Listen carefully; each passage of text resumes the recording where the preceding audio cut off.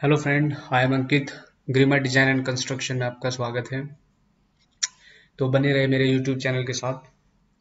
तो आज की इस वीडियो में बात करेंगे हम कि कंस्ट्रक्शन साइट पे कौन कौन सी ड्राइंग्स आपको यूज़ करनी होती है और कब कब उनकी रिक्वायरमेंट होती है। तो उनका बेसिक भी थोड़ा बहुत पढ़ेंगे कि कैसे कैसे उनको यूज़ किया जाता है, क्या क्या उनमें चीज़ें देखी जाती हैं। तो स्टार्ट करते हैं फ्रेंड वीडियो। तो फ्रेंड, जैसे कि कोई भी प्रोजेक्ट स्टार्ट होता है, सबसे पहले फाउंडेशंस आपकी स्टार्ट होती है। ठीक है। तो foundation layout and reinforcement details. तो होता क्या है कि जो भी लेआउट्स प्लान रहेगा आपका, आप पहले लेआउट्स प्लान को कंप्लीट करते हो तो उसके लिए आपको फुटिंग्स लेआउट प्लान चाहिएगा। हो सकता है कि आपकी स्टील रेनफोर्समेंट डिटेल उसी में मेंशन हो सकता है कि वो अलग भी रहे। तो सबसे पहले आपको फाउंडेशंस का, फुटिंग्स का आपको लेआउट प्लान आपको रीड आउट करना पड़ेगा। वो ड्राइंग्स आपको सबसे पहले चाहिए। नेक्स्ट की बात करते हैं कि जैसे आप फाउंडेशंस वर्क को कंप्लीट करते हैं तो फाउंडेशंस में आपको कॉलम्स प्रोवाइड करने होते हैं साथ में फुटिंग्स के। ठीक है। तो आपको कॉलम्स प्रोवाइड करने हैं तो उसके साथ साथ आपको कॉलम्स डिटेल चाहिए। एज पर कॉलम डिटेल्स ही आप उसमें रेनफोर्समेंट अप्लाई कर सकते हो।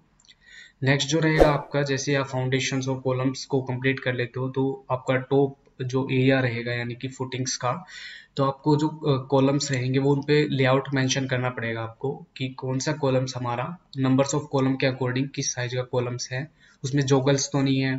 ठीक है। तो आपको कॉलम्स लेआउट की ड्राइंग्स आपको रीड आउट करनी पड़ेगी। उसके बाद जैसे आप कॉलम्स का लेआउट कर लेते हो तो आपको कॉलम शेड्यूल्स की आपको जरूरत होती है कि जैसे आपके नंबर्स ऑफ कॉलम्स है C1 C2 C3, तो उनकी जो रेनफोर्समेंट डिटेल रहेगी, फाउंडेशन टू ग्राउंड फ्लोर है या फिर सेकंड फ्लोर है, थर्ड फ्लोर है, इस तरह की आपके पास एक ड्राइंग्स आपको प्रोवाइड करेगा आर्किटेक्ट।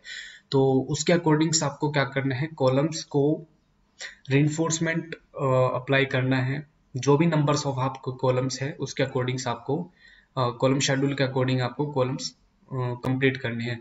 देन आपके पास आती है plinth beam rain framing plans, यानी कि जैसे आप फुटिंग से प्लिंथ लेवल तक आ चुके हो तो उस पे आपको प्लिंथ बीम की रेनफोर्समेंट यानी फ्रेमिंग प्लान्स आपके पास आएगा। उसमें क्या होता है कि हर प्लिंथ बीम पे आपको मेंशन होगा कि प्लिंथ बीम नंबर्स और प्लिंथ बीम का साइज।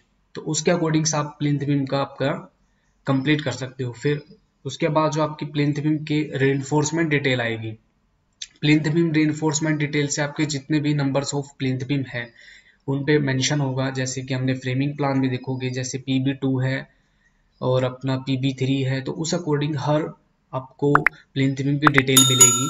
PB1 PB2, तो उसमें आपके क्या हो, रेनफोर्समेंट नंबर्स मेंशन होंगे और साथ में उसका साइज मेंशन होगा आपको। तो इससे आपको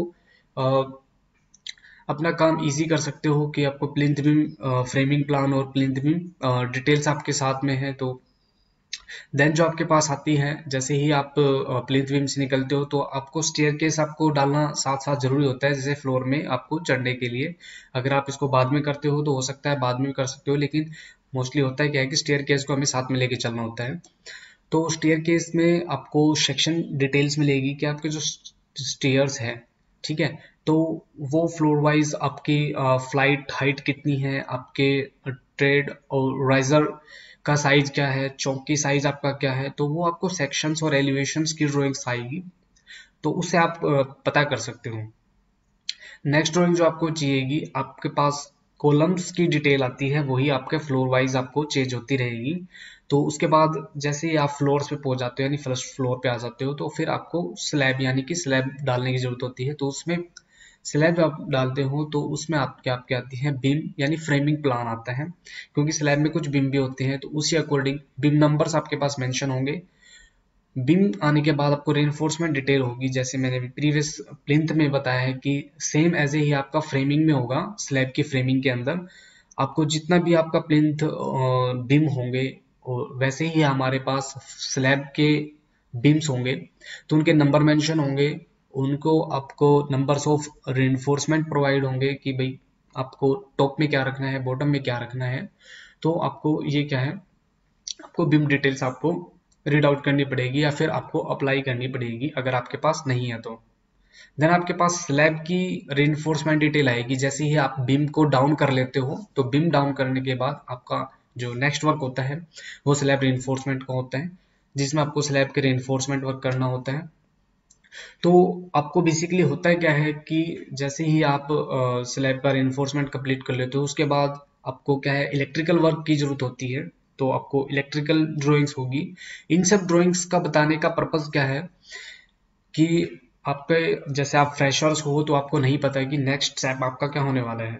इससे आपका नेक्स्ट स्टेप क्लियर हो जाएगा, और अदरवाइज आपके पास कोई ड्राइंग्स नहीं है तो उससे आपका काम रुक सकता है। अगर आपको पहले ही एडवांस में पता होगा कि कौन कौन से स्टेप में कौन कौन सी ड्राइंग्स आपको चाहिए, तो आप इसको अपने काम को आसान कर सकते हो और अपने आर्किटेक्ट से बात करके वो ड्राइंग आप मंगा सकते हो। तो जैसे स्लैब की बात की थी कि मैंने कि स्लैब में हो सकता है आपकी इस तरह डिटेल्स आ जाए जिसमें पूरा मेंशन हो, बट उसमें कुछ बेसिक डिटेल्स आती है। जैसे कि आपका स्लैब रिइंफोर्समेंट शेड्यूल जो आता है उसमें आपका आपको टेबल से भी मेंशन कर सकता है, वो जरूरी नहीं है कि आपको ग्राफिकली इस तरह आपको हर ड्राइंग्स में मिले। हो सकता है आपको बेसिकली इस तरह भी आपको मिले कि स्लैब रिइंफोर्समेंट टॉप रिइंफोर्समेंट है, हार्ट का 200 के सेंटर पे बॉटम है, top reinforcement bottom shoulder span और लॉन्गर स्पैन। तो टेबल आपको मिल सकती है, ये टेबल हो सकती है, कुछ इस तरह की भी हो सकती है कि भाई बेसिक मैथ जो आपका है 8 का 400 के सेंटर पे, बॉटम बेसिक मैथ है 10 का 180 के सेंटर पे, और जो एडिशनल इन्फोर्समेंट है वो ABCD। तो इस तरह भी टेबल से आपकी ड्राइंग्स को मेंशन किया जा सकता है स्लैब रिइंफोर्समेंट में। उसके बाद जो इलेक्ट्रिकल और प्लम्बिंग वर्क स्टार्ट हो जाता है, जैसे ही आप फ्लोर वाइज ये स्टेप फॉलो करते रहोगे तो फिर आपका इलेक्ट्रिकल यानी इंटरनल वॉल्स का जो आपका काम होता है, कहाँ पे आपका डोर आना है, ओ सॉरी कहाँ पे आपका फ्रिज आना है, कहाँ पे आपके फैन बॉक्स आने हैं, तो वो स्लैब में हो गए। लेकिन आपका जो इंटीरियर वॉल का काम रह गया, AC का पॉइंट है, लाइट का पॉइंट है, तो वो वर्क आपका स्टार्ट हो जाता है जब आप स्ट्रक्चर में मोस्टली अपना 80% स्ट्रक्चर कंप्लीट कर लेते हो, यानी कि आपका 7th फ्लोर है 8th फ्लोर है, तो आपका फिनिशिंग वर्क स्टार्ट हो जाता है, इलेक्ट्रिकल वर्क स्टार्ट।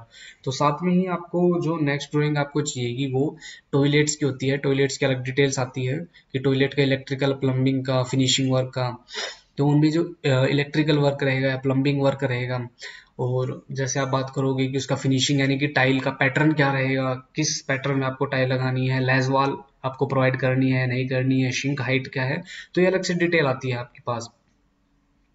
नेक्स्ट जो होती है आपकी डोर एंड विंडो डिटेल्स, ये भी आपकी ड्राइंग्स का पार्ट है।